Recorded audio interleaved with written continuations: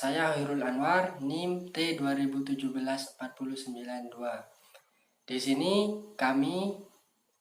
saya dan teman-teman saya sebagai kelompok 9 akan menjelaskan apa itu manajemen humas pada pendidikan Islam. Hubungan sekolah pendidikan Islam dengan masyarakat memiliki hubungan yang sangat erat dalam pencapaian suatu tujuan pendidikan itu sendiri. Tujuan atau pemenuhan kebutuhan masyarakat, khususnya kebutuhan pendidikan itu sendiri. Oleh karena itu, maka sekolah pendidikan Islam harus dan berkewajiban untuk memberikan penerangan tentang tujuan-tujuan pendidikan, tentang program-program pendidikan, serta sebaliknya, yaitu pendidikan harus mengetahui kebutuhan apa yang dibutuhkan pada masyarakat itu, serta keadaan masyarakat itu seperti apa. Maka dengan itu, maka kami kelompok 9 akan menjelaskan tentang apa pengertian manajemen humas, prinsip-prinsip dan tujuan humas, serta strategi manajemen humas. Untuk subbab pertama tentang pengertian manajemen humas dan pengertian pendidikan Islam akan saya sampaikan sendiri. Untuk mempersingkat waktu, saya akan menjelaskan tentang pengertian manajemen hubungan masyarakat. Berbicara tentang humas, pasti kita akan tertuju pada hal yang berhubungan dengan komunikasi, konferensi atau public relation atau relasi. Pokoknya secara gampangnya manajemen humas itu diibaratkan sebagai penyampaian segala informasi baik ke dalam maupun keluar. Itu secara gampangnya. Menurut MCR tentang pengertian manajemen humas, dalam bukunya yang dikutip oleh Ruslan Rosadi menjelaskan bahwa manajemen humas berarti penelitian, perencanaan, dan pelaksanaan serta pengevaluasian suatu kegiatan komunikasi yang disponsori oleh organisasi, mulai dari pertemuan kelompok kecil hingga berkaitan dengan konferensi. Dengan kata lain, hubungan masyarakat di sini atau bisa disebut public relation berfungsi untuk menumbuhkan hubungan baik antara segenap komponen dan mengembangkan dan menumbuhkan kemasan baik dari pendidikan itu sendiri dengan publik atau masyarakat.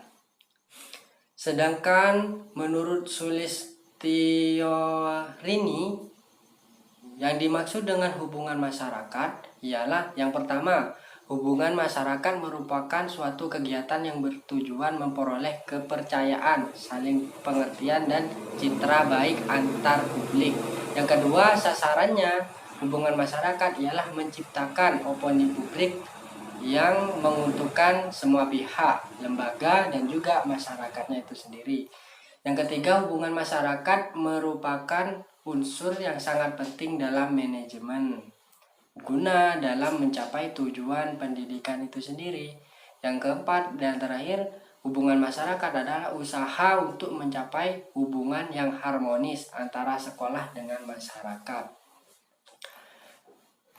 Baik, untuk subbab kedua tentang pengertian pendidikan Islam, secara struktural kaidah bahasa, pendidikan Islam itu terdiri dari dua kata. Yang pertama pendidikan dan Islam. Di sini pendidikan diartikan sebagai proses pengubahan sikap dan tingkah laku seseorang atau kelompok orang dalam usaha mendewasakan manusia melalui pengajaran dan pelatihan dari yang kurang baik menjadi baik dan lebih baik lagi. Nah, berdasarkan dari kaidah bahasa tersebut dapat dikatakan bahwa pendidikan Islam adalah upaya-upaya yang dilakukan oleh manusia dan kehidupan untuk mengubah sikap atau tingkah laku dari yang kurang baik ke yang lebih baik oleh seseorang atau kelompok lewat pengajaran atau pelatihan sesuai dengan ajaran Islam yang dibawa oleh Nabi Muhammad SAW. Di sini Muhaimin mengemukakan bahwa pendidikan Islam secara sederhananya dapat dipahami dalam beberapa pengertian, yaitu pendidikan Islam atau pendidikan Islami. Selanjutnya, Muhaimin juga mengemukakan bahwa walaupun pendidikan Islam tersebut dapat dipahami secara beda, namun pada hakikatnya merupakan satu kesatuan dan mewujud secara operasional dalam sistem yang utuh. Untuk subbab-subbab yang selanjutnya akan disampaikan atau dijelaskan oleh teman-teman saya. Terima kasih. Assalamualaikum warahmatullahi wabarakatuh. Saya Indah Nurlaili Rahmati, NIM T2017-4094 akan melanjutkan menjelaskan mengenai prinsip dan tujuan manajemen humas. Nah, yang pertama saya akan menjelaskan mengenai prinsip manajemen humas. Pentingnya prinsip manajemen humas pada praktik manajemen di sini meliputi antara lain yang pertama, menentukan metode kerja, pemilihan pekerjaan, pengembangan keahlian, dan menentukan batas-batas tugas, mempersiapkan dan membuat strategi tugas. Kemudian pada prinsipnya sendiri di sini pada makalah kami mengambil dari yang dikatakan oleh Fayol mengenai prinsip manajemen humas. Nah, yang pertama prinsip manajemen humas di sini adalah pembagian kerja. Pembagian kerja di sini adalah semakin seseorang itu menjadi spesialis pada suatu pekerjaannya, maka pekerjaannya juga akan semakin efisien. Terus kemudian yang kedua yaitu tentang otoritas. Nah, pada otoritas ini, manajer atau manajemen harus memberi perintah atau tugas kepada orang lain agar dapat bekerja juga dengan dia. Kemudian yang ketiga tentang kesatuan perintah. Kesatuan perintah di sini adalah suatu pengarahan pencapaian organisasi itu harus diberikan oleh satu orang berdasarkan atau berasaskan suatu rencana, karena ini merupakan suatu perintah. Nah, kemudian yang keempat adalah disiplin. Disiplin di sini yaitu setiap anggota organisasi harus menghormati atau menjalankan peraturan-peraturan dalam organisasi tersebut. Kemudian selanjutnya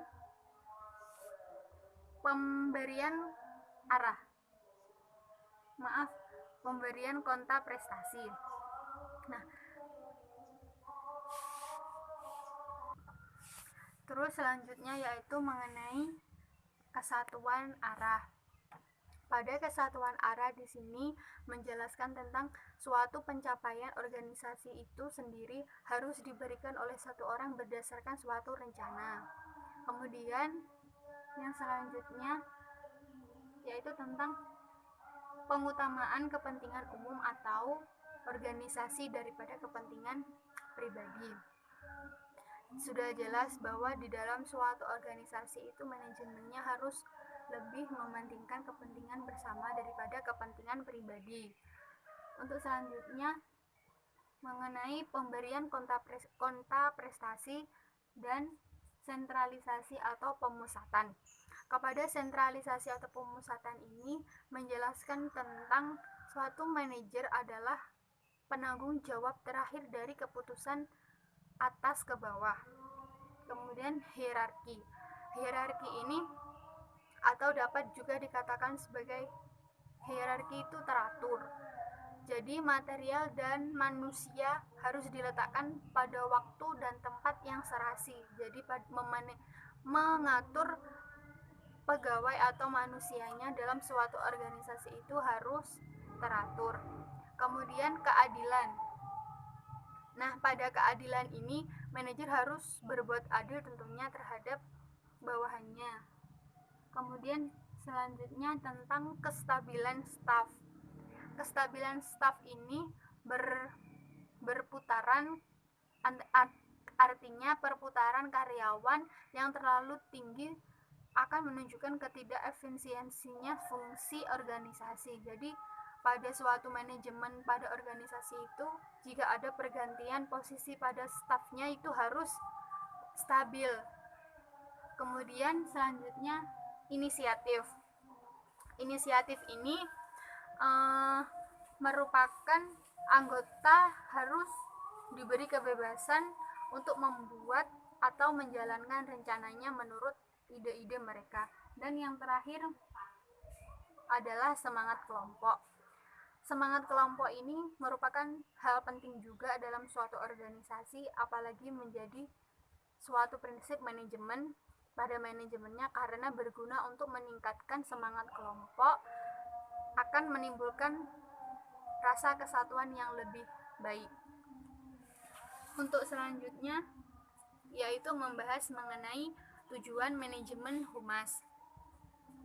Nah, di dalam tujuan manajemen humas ini ada beberapa yang kami tulis pada makalah kami. Yang pertama itu adalah planning atau perencanaan. Pada perencanaan ini bertujuan untuk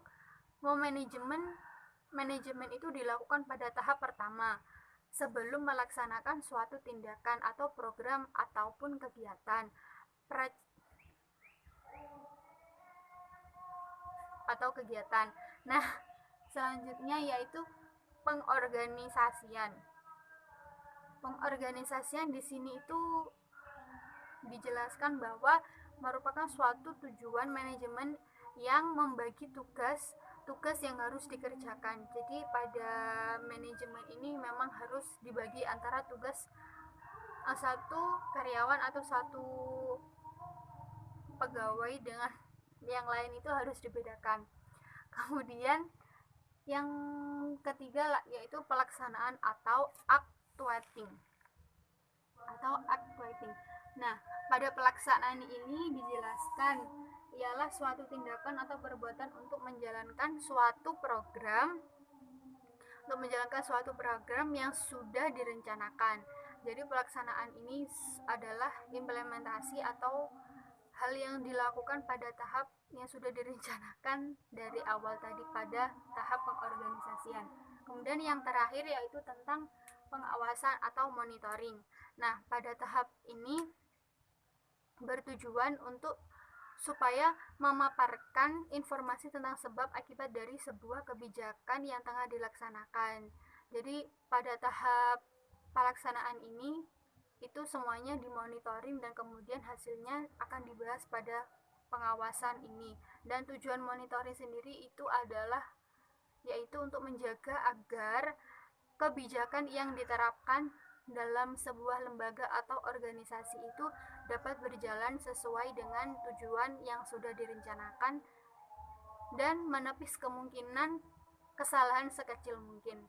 Itu saja dari saya. Wassalamualaikum warahmatullahi wabarakatuh. Assalamualaikum warahmatullahi wabarakatuh. Saya Dimas Yaningrum, NIM T 2017-4054. Di sini saya akan menjelaskan mengenai strategi manajemen hubungan masyarakat. Nah, strategi hubungan masyarakat itu sendiri adalah suatu alternatif yang dipilih guna untuk mencapai tujuan kerangka suatu rencana. Nah, dalam sebuah strategi itu terdapat bentuk-bentuk, antara lain yaitu orang tua murid, buletin bulanan, surat kabar, pameran sekolah, terus kunjungan wali murid, kunjungan ke rumah wali murid, penjelasan oleh staf sekolah, serta radio dan laporan tahunan. Nah, adapun strategi dalam menjalin hubungan masyarakat di sini itu terdapat dua strategi. Yang pertama ada strategi sekolah dalam menjalin hubungan antar warga itu sendiri. Dan yang kedua ada strategi sekolah dalam menjalin hubungan masyarakat luar. Yang pertama yaitu strategi sekolah dalam menjalin hubungan antar warga sendiri, seperti kegiatan ekstrakurikuler. Nah, kegiatan ekstrakurikuler di sini itu kan suatu kegiatan yang direncanakan di lain jam pelajaran. Adapun kegiatan ekstrakurikuler itu seperti pramuka, PMR, drum band, dan lain sebagainya yang ada di dalam naungan sekolah tersebut. Yang selanjutnya ada karya wisata. Nah, karya wisata di sini itu maksudnya siswa itu belajar di luar sekolah. Yang mana nantinya itu siswa memiliki pengetahuan yang baru. Yang selanjutnya ada berkemah. Nah, berkemah di sini itu seperti halnya perkemahan Sabtu malam Minggu atau persami. Dalam perkemahan di sini, siswa itu akan mengembang pemahaman atas benda-benda, peristiwa-peristiwa, lingkungan sosial dan lingkungan alam yang realistis dan konkret. Yang selanjutnya ada praktik lapangan. Beda lagi dengan karya wisata. Kalau praktik lapangan di sini, nanti siswa itu terjun langsung ke lapangan atas apa yang sudah pengetahuan yang sudah didapat oleh siswa, nantinya itu akan dirilkan lagi yang nyata seperti ini. Jadinya itu langsung terjun ke lapangan, langsung praktek. Yang selanjutnya ada musyawarah dengan para guru dan karyawan. Nah, musyawarah dengan para guru dan karyawan di sini itu dilakukan dengan obrolan seluruh dewan guru dan karyawan untuk membahas suatu permasalahan yang akan dibahas. Di situ juga ada kepala sekolah juga pastinya. Yang terakhir dalam strategi sekolah menjalin hubungan antar warga sendiri itu di sini ada proyek pelayanan terhadap masyarakat. Jadi strategi sekolah dalam menjalin hubungan antar warga sendiri itu seperti halnya yang ada di dalam sekolahan itu sendiri. Dan yang selanjutnya ada yang nomor 2, yaitu strategi sekolah dalam menjalin hubungan masyarakat luar. Kalau tadi itu di dalam, sekarang yang di luar. Seperti halnya di sini ada 2 macam, yaitu humas sekolah dengan orang tua. Itu yang pertama. Humas sekolah dengan orang tua di sini memiliki beberapa sub. Yang pertama ada laporan kepada orang tua siswa. Jadi itu guru itu ada komunikasi terhadap orang tua siswa mengenai kebiasaan siswa di dalam kelas maupun di sekolah. Terus yang kedua ada majalah sekolah. Nah, majalah sekolah di sini itu jadi yang membuat itu seorang atau orang tua murid dan guru-guru. Yang mana isinya itu nanti akan memberikan motivasi-motivasi kepada wali murid yang lainnya, seperti halnya dalam gimana sih dalam membimbing anak di rumah, membimbing anak di dalam kelas. Itu isinya dari majalah sekolah. Terus yang ketiga itu ada pameran sekolah. Yang mana pameran sekolah di sini itu diadakan biasanya tuh di akhir tahun ajaran. Yang mana biasanya tuh kan biasanya ada kayak pelajaran seni, kesenian. Itu kan biasanya membuat suatu kesenian. Itu nanti karya-karyanya siswa itu akan dipamerkan dalam pameran sekolah ini. Yang selanjutnya yang keempat ada open house ya. Yang dimaksud open house di sini masyarakat bisa mengetahui program dan kegiatan sekolah. Jadi sekolah itu memberikan open house kepada masyarakat luar agar supaya masyarakat itu bisa mengetahui apa sih program-program dari sekolah tersebut dan kegiatan-kegiatannya. Yang selanjutnya ada kunjungan sekolah. Nah, kunjungan sekolah di sini orang tua murid itu saat orang tua murid datang kunjungan ke sekolah saat jam pelajaran, yang mana orang tua murid nanti itu bisa melihat bagaimana sih suasana saat pembelajaran di kelas anaknya gitu. Semisal juga orang tua itu bisa melihat perlengkapan prasarana yang ada di dalam sekolah. Yang selanjutnya ada radio dan televisi. Nah, radio dan televisi di sini gunanya itu yaitu sekolah itu dapat menyampaikan sebuah masalah-masalah yang ada dalam sekolah melalui radio atau televisi. Jika memungkinkan, memang kalau sekolah itu memerlukan seperti itu, maka yaitu sebaiknya dilewatkan dari radio atau televisi. Yang selanjutnya ada melalui surat dan telepon. Jadi dalam humas sekolah dengan orang tua di sini yang terakhir itu ada melalui surat dan telepon. Kan sekarang canggih ya. Biasanya tuh wali murid itu kan mempunyai WA atau nomor biasa yang mana nanti wali kelasnya itu memberitahu anaknya ini sudah datang dan anaknya sudah pulang begitu, serta hal-hal yang lainnya yang perlu disampaikan kepada wali murid. Yang kedua dalam strategi sekolah menjalin hubungan masyarakat luar itu, yang kedua ada humas sekolah dengan pihak luar. Jadi dalam humas sekolah dengan pihak luar di sini itu ada 3. Yang pertama, rapat suatu kasus. Nah, rapat suatu kasus di sini itu biasanya dilakukan dengan bimbingan dan penyuluhan orang tua, BP, dan guru. Jadi ada kayak bimbingan gitu, merapatkan suatu kasus gitu. Yang kedua ada badan pembantu sekolah. Nah, tujuan badan pembantu sekolah di sini itu agar supaya sekolah itu bisa hidup, cakap dalam memenuhi terakhir ada laporan tahunan. Nah, laporan tahunan di sini itu disusun oleh kepala sekolah dan diberikan kepada pihak yang lebih atau berwajib di atasnya kepala sekolah. Semisal seperti di Subrayon Ma'arif dan pemerintah, yang mana di dalam laporan tersebut berisikan sebuah masalah-masalah sekolah, kegiatan-kegiatan sekolah seperti halnya kurikulum sekolah, terus anggaran biaya sekolah dan sebagainya.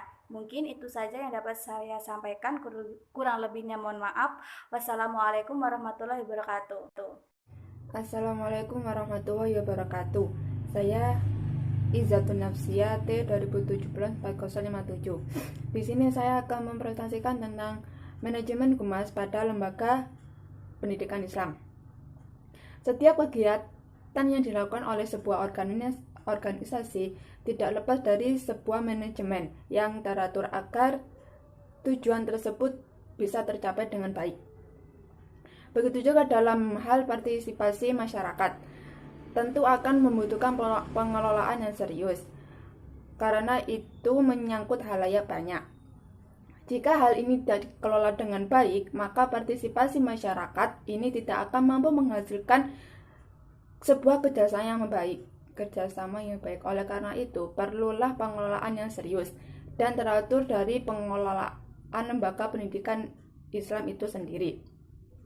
Manajemen humas pada pendidikan Islam yang pertama yaitu perencanaan hubungan masyarakat. Langkah awal yang harus dilakukan oleh para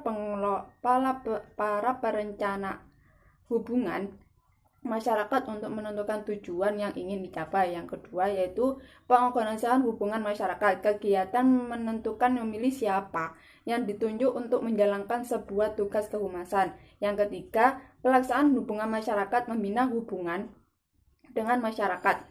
Yang keempat, evaluasi hubungan masyarakat. Evaluasi pelaksanaan program hubungan masyarakat bertujuan untuk mengetahui implikasi suatu lembaga pendidikan terhadap publik atau khalayak dalam berbagai hal. Sekian dari saya. Wassalamualaikum warahmatullahi wabarakatuh.